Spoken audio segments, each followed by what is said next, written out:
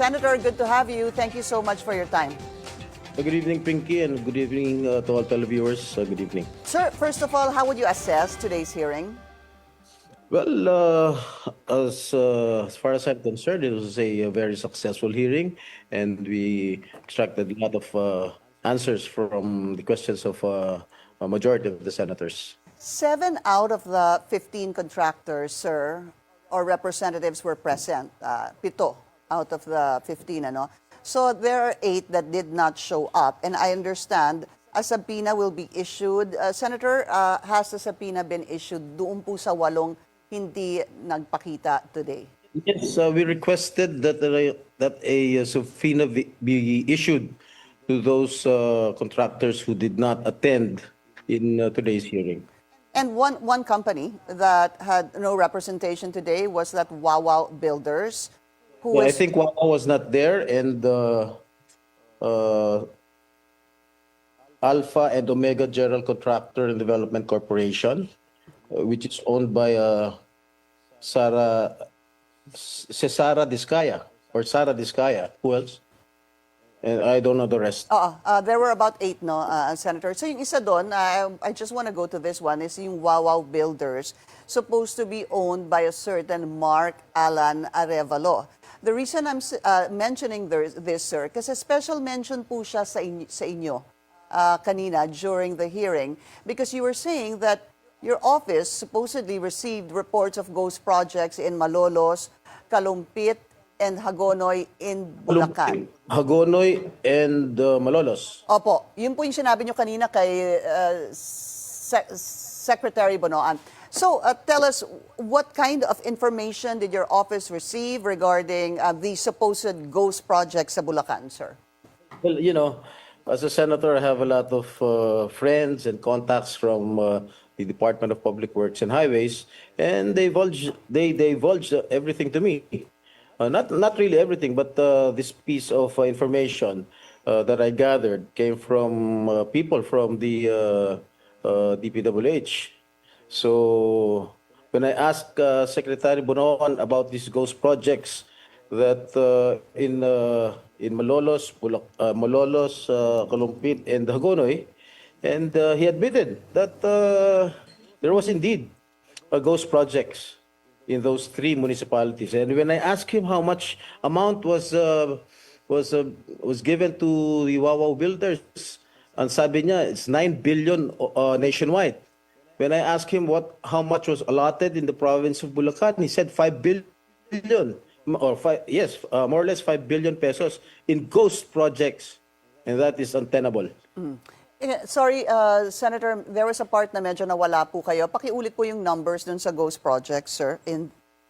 Ang sabi ni Secretary Bonoan, when I asked him how much was allotted to Wawa Builders, ang sabi po ni Secretary Bonoan sa akin, ang sagot po niya sa akin is more or less 9 billion pesos nationwide. When I asked him how much was allotted to the province of Bulacan, ang sabi niya sa akin 5 billion pesos worth of project. So ibig sabihin yan, yung 5 billion na pera ng taong bayan, nawala kaagad yun dahil sa ghost projects nitong Wawaw Builders nito sa lalawigan ng Bulacan. Bakit ho, what were they telling you, yung inyong mga kaibigan or sources sa DPWH? Why in particular this Wawaw, sir? I don't know. They just gave me this information. And in fact, when I asked Secretary Bonoan, he readily admitted that there were indeed some ghost projects. That is happening, currently happening in the province of Bulacan. And nakita mo na Bulacan, isa yan sa mga flood-prone provinces nationwide. Right. Kahit umuulan, bumabagyo, kita mo naman, baha lagi sa lalawigan ng Bulacan. Not only in Bulacan, even in the province of Pampanga and nearby provinces. Opo. Actually, a look at the top provinces, Senator, that are most flood-prone. Number 6 po ang Bulacan. Yesterday, I had the governor actually, and we discussed this. So, balikan ko lang po. Doon po sa report namin kanina, sa Kalumpit, Hagonoy, and Malolos, there were supposed to be 85 projects of Wawaw Builders from 2022 until 2025, which totals about 5.97 or almost 6 billion pesos. Would you have an idea, Senator, how much yung inilaan or supposed to be inilagay for these supposed ghost projects? Hindi na supposed kasi inamin na po pala ni Secretary Bonoan para po dito sa mga ghost I didn't projects. get your last statement, Pinky. I didn't get your last statement. Alam niyo ho ba, was there a number by which the Secretary said na ito pong pera ay binigay in award sa Wawaw na naging ghost projects? Was there a figure that was given to you today? There was no figure that was given to me. All right. I think also he said, no. Sorry, sir, go ahead. Excuse me? You're coming in choppy, Pinky. Opo. Sorry about that, Senator. Pag nagkakasabay ho tayo, nawawala po yung audio ko or audio niyo. So, sorry about that. Okay, sorry. So, as I was saying, Secretary Bonoan, at some point when you were asking this, when you're asking for figures, you even at one point sabi, I will wait, tell me the figures. Kasi he had to confer with some members of the DPWH. It's really as if you wanted to get the numbers told in today's hearing regarding Wawaw. You know, because once you go to the Senate, they have to be prepared. All the questions of the senators. Why should they go to a public hearing unprepared? They should go there prepared and bring all the documents that are needed. And don't tell me that they did not bring the documents, because I will cite them in contempt. Senator, didn't he say that, I'm not sure if he said this during your interpellation or your questioning, not interpellation, your questioning, did he say that they are looking at this and they will give you more information about these ghost projects in 1 week's time? Yes, he said that the investigation will commence maybe in 1 week's time.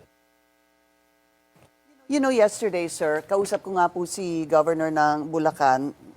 I looked into ito pong sa Kalumpit, isa dun sa sinasabi nyo ngang may ghost projects. Kasi napakadami po pag tinignan yung website yung isumbong sa Pangulo. Medyo, it's too much to digest. There were 4 projects in Kalumpit supposed to be from Wawaw Builders from 2022 to 2025. 4 lang po sa Kalumpit. They were almost identical in cost. This is something I wanted to bring up with you.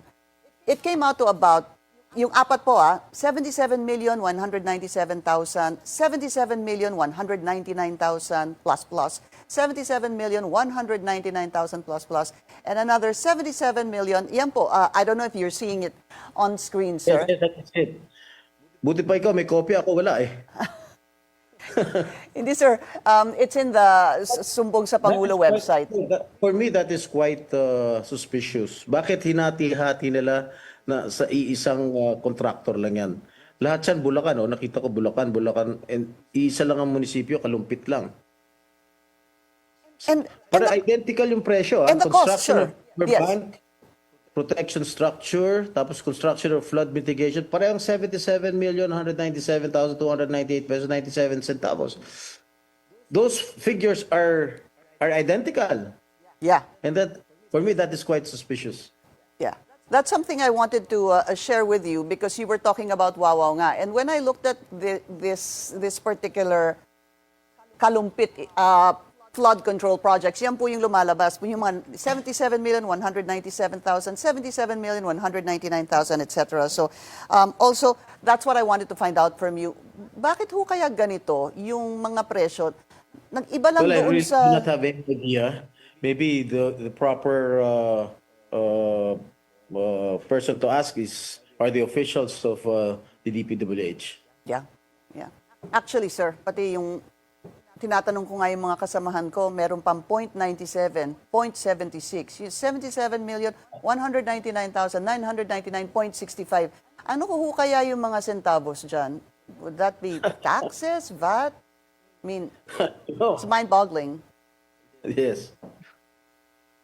And one more thing, it is not only Wawaw Builders who is involved in this ghost project. Ang kasama pa dito, SYMS Construction Company.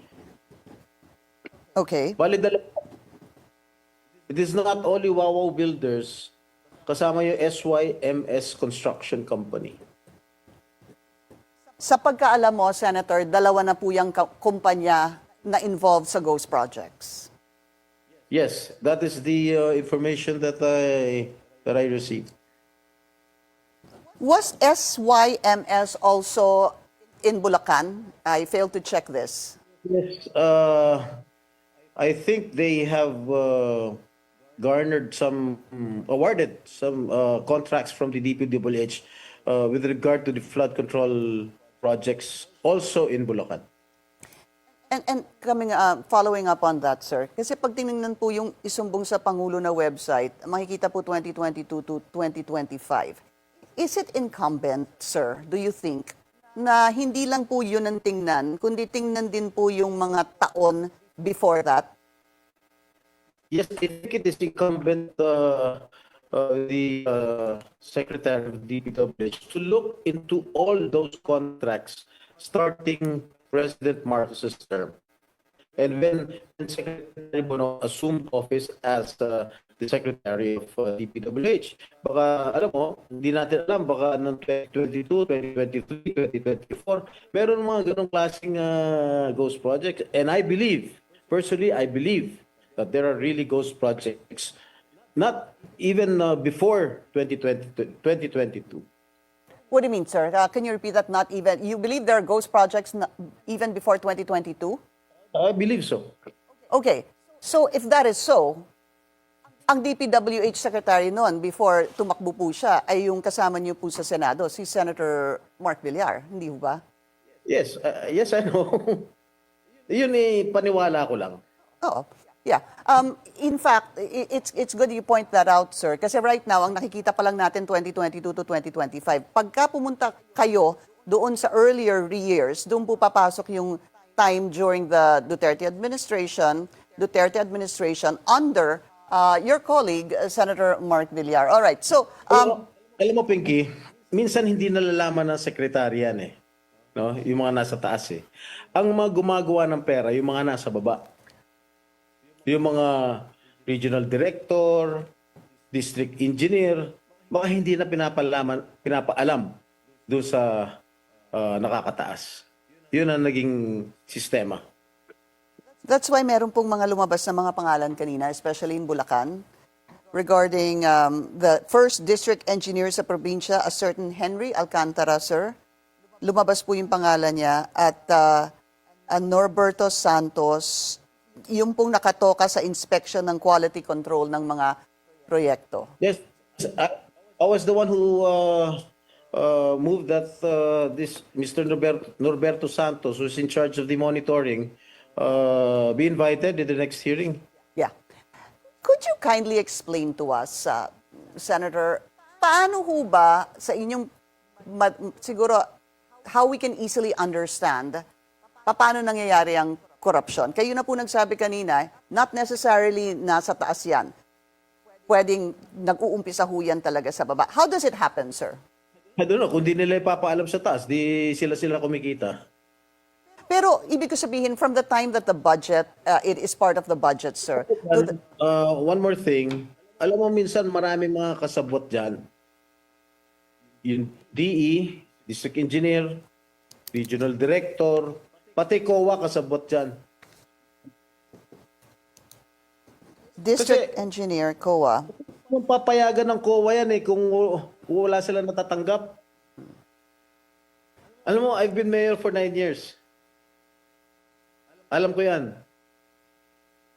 Pag mayor ho ba, katulad po ninyo na nagsilbi ng 9 years, do you have the responsibility or the power to oversee the projects being implemented by the DPWH? Sa liit lang na San Juan, kayang-kaya ko ikutin ito ng ilang oras lang. So I inspect all the projects that are being implemented by the DPWH. And even locally funded projects coming from our local government. Yeah. Pero yung Inspect all of these when I was mayor of San Juan. Pero ang tanong ko po, ginawa niyo po 'yon, maliit po, inikot niyo po 'yan. Pero is that whose responsibility is it, Senator, to make sure that the projects are done properly? Well, it's a local government. Of course, command responsibility ng mayor yan. And of course, with the coordination of the municipal or the city engineer. Sa national po. Ang engineering's office will serve as the overseer of all the projects being implemented by the local government. What about the national, sir? For example, Bulacan. Pag merong, for example sa San Juan, pag merong project ang congressman namin na binababa yung pondo dito sa San Juan, syempre, ang mag-oversee niyan, yung engineering department. Yung tinatanong ko po sa iyo kanina, and you gave an example of San Juan, I was a little bit concerned and I'm actually questioning, ano ho ba talaga ang papel ng, for example, ng congressman or ng governor even sa mga flood control projects? Kasi nga, andito po kahapon si Governor Daniel ng Bulacan at tinanong ko siya, Sir, 9 years na kayong governor, magda 9 years na kayo, bakit patuloy ang baha dyan sa Bulacan and ang daming perang inilalaan sa Bulacan? Basically, sir, he was saying that they don't really get to find out or they're not apprised, they're not updated on the projects of the DPWH doon po sa kanila sa Bulacan. Ang gusto ko pong malaman, ganun ho ba talaga ang pamamalakad, sir? Well, it might be true na hindi rin alam ni Governor Daniel Fernando yan. Pwedeng hindi niya malalaman yun. Siguro umabot lang sa level ng local government, mga mayors lang. And what about the congressman? For example, may mga mayor siya or may congressman siya na mga kakampi. Don't they even tell him that...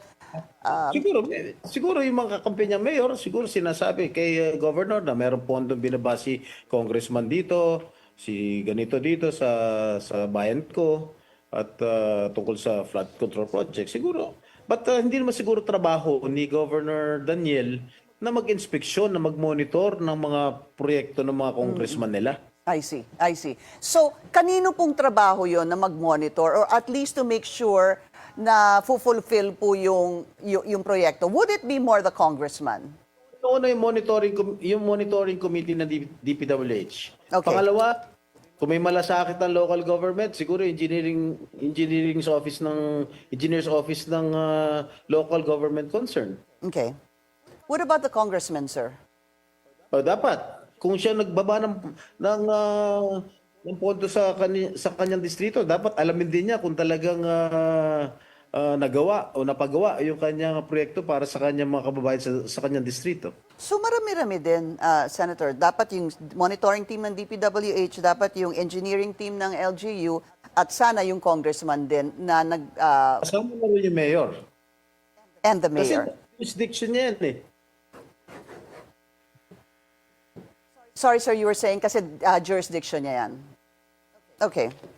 Pati yung mayor, dapat kasama rin siya sa nag-oversee ng mga projects na nangyayari sa sarili niyang bayan. And yung governor po ay medyo tanggal po dyan. Tama ho ba? Ano? I can't understand. And the governor, hindi ho siya, medyo tanggal po siya dito sa monitoring nito talaga. Because you were saying basically the DPWH, the mayor, the congressman, etc. But not the governor. No, hindi. Sa lawak naman ng sakop ng governor, ilan ang bayan sa lalawigan ng Bulacan? O 24 ang bayan sa lalawigan ng Bulacan. Alam naman, isa-isahin ni Governor Daniel Fernando lahat yung mga projects sa Bulacan. That is quite impossible for him to do. All right. There was a suggestion na ang sinasabi ng ibang kasama nyo nga dyan sa Senado, sobrang yaman na daw nung ilang mga DPWH officials. Sir, do you believe that there should be a lifestyle check among the DPWH officials? That was what Senator Erwin Tulfo was proposing during the committee hearing this morning. And I believe and I support if ever there is a lifestyle check against all these DPWH officials, I fully support it. Meron din hong sinabi kanina naman si Senator Raffy Tulfo. Sabi niya, and I quote, not in the exact words, pero may Ryan Althea ang nagpakilala kay Mr. Gerald Pakanan sa isang proponent. Tapos now, yung Ryan daw is promoted at director daw ng main office. I'm not sure if you heard that, sir. And Do you know any of those names mentioned by the senator? No, sorry, I do Okay. not know the names of those mentioned by Senator Rafi. What can we expect in the next Senate hearing, sir? Hopefully there's another hearing that will be conducted by the Blue Ribbon Committee that is headed by Senator Marcoleta. And I hope in this coming hearing, all the documents that we were asking from the DPWH will be presented to us before the committee. Senator, what happens if hindi pa po magpakita ulit yung ilan sa mga... We will issue a warrant of arrest against those people who defies the order of the Senate. Pero wala pa pong schedule sa next hearing. Excuse me? Sorry, wala pa pong schedule sa susunod na hearing. It depends on Senator Marcoleta. All right. Very quickly, Senator, priority bills for you? Ano? Yung inyo pong mga priority bills, sir? I can hardly hear you, Pinky. Ano po ang inyong mga priority legislation? Ano? Priority bills. I cannot understand. That's fine. No problem, sir. We're really having a problem with our audio. I hope to invite you in the studio next time, sir. We appreciate your time. Maraming salamat po sa inyong oras, Senate President Pro Tempore Jinggoy Estrada. Thank you, Pinky. Thank you. Thank you for joining us.